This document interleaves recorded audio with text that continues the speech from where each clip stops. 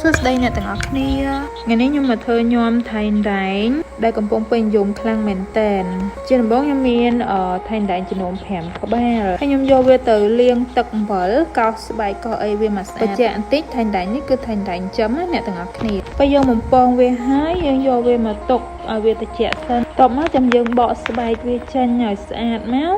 ហើយចាំយើងយកតែសាច់យើងយកតែសាច់ទៅបុកឬក៏អ្នកទាំងអស់គ្នាយកទៅកិននៅក្នុងម៉ាស៊ីនកិនសាច់កិននឹងក៏បានដែរសម្រាប់ខ្ញុំនេះគឺខ្ញុំធ្វើបន្តិចចឹងខ្ញុំយកវាទៅបុកពេលយើងបុកបានសាច់យើងហេម៉ត់ចឹងហើយយើងយកវាទៅលាយជាមួយនឹងប្រេងឆាអ្នកទាំងអស់គ្នាសម្រាប់ប្រេងឆាអ្នកទាំងអស់គ្នាអាចជ្រើសរើសយកប្រេងអូលីវអីក៏បានដែរណាល្អតិចមកព្រោះយើងធ្វើញ៉ាំខ្លួនឯងចឹងដោយសារអាហ្នឹងយើងត្រូវការប្រើប្រេងច្រើនសម្រាប់ប្រេងយើងដាក់ឲ្យក្តៅហើយចាំដាក់សាច់ត្រីចូលអ្នកទាំងអស់គ្នាតោះមកយើងទុកត្រីហ្នឹងឲ្យវារៀងក្រៀមតិចទៅដល់ពេលវាឆ្អិនគឺវាដែកឡើងមកហើយសម្រាប់ថៃដែង5ក្បាលហ្នឹងខ្ញុំធ្វើបានរៀងច្រើនដែរ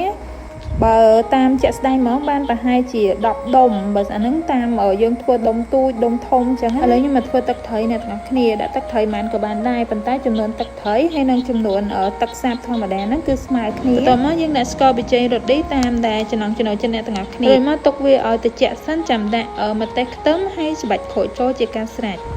ផ្លេចកុំភ្លេចថែមដាច់ដីពេលយើងញ៉ាំ